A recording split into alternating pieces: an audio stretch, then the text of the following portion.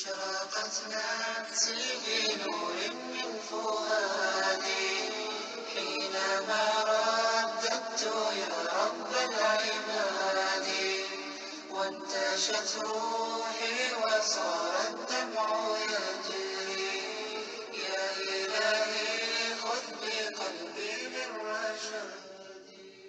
Qu'est-ce que la religion, si ce n'est le lien avec Dieu, que l'on doit entretenir pour être parmi les pieux? Sache que tout le monde a une divinité, même sans en être conscient, y compris les athées. Pour connaître ton Dieu, demande-toi vers qui tu te tournes dans le malheur et la détresse, et qui remercies-tu lors d'un instant de bonheur et d'allégresse? Sache que les fausses divinités sont nombreuses, mais que le vrai Dieu est unique, et que le diable apporte parfois une vérité sous sa tunique. Ceci pour mieux tromper notre nature originelle, celle qui nous a été transmise par l'Éternel. On parle souvent quand on parle de religion, des religions polythéistes, et dit-on au nombre de 3 des religions monothéistes, celles qui ont plusieurs d'eux comme le bouddhisme ou l'hindouisme, ou qui n'en ont qu'un seul comme le christianisme et le judaïsme. D'abord, pour comprendre cette démarche, intéresse-toi au Coran qui marche. Et qui est-il si ce n'est le prophète venu pour l'humanité, comme miséricorde et annonciateur de la vérité, pour nous soumettre au Créateur de l'univers, tout comme la nature est un livre ouvert, ouvert pour ceux qui voient avec le cœur, et quand ils trouvent la vérité, s'y soumettent sans peur. Et la vérité est unique, tout comme le Seigneur, pour nous avertir de l'arrivée de l'heure. Le christianisme n'adore pas Dieu, mais Jésus le prophète, alors que si Dieu a un fils, il n'est plus un Dieu, mais un être. Et le judaïsme, alors qu'est-ce que vous en faites? Ce sont les rabbins devenus leur Dieu à leur tête, quand ils changent la révélation à leur profit.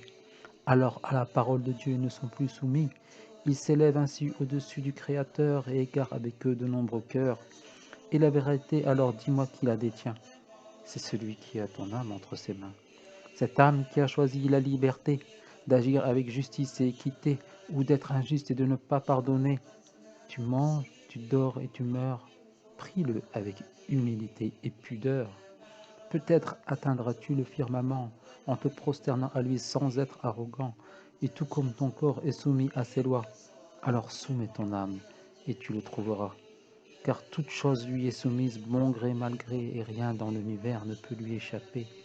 Et rappelle-toi souvent le jour du jugement, ce jour-là, malheur aux criminels et aux arrogants. Et n'oublie pas d'être bon envers les gens, car dans l'au-delà, tu le retrouveras sûrement. Et n'aie pas dans ton cœur de haine, car celle-ci est une porte de la géhenne. Nous sommes tous des fils et filles d'Adam.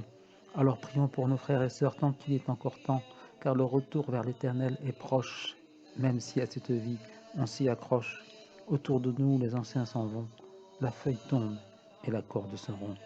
Le monde ici-bas n'est qu'un révélateur, revenons vers lui, revenons au Seigneur. L'islam est la seule voie vers le bonheur éternel. Alors réponds au Seigneur, réponds à son appel.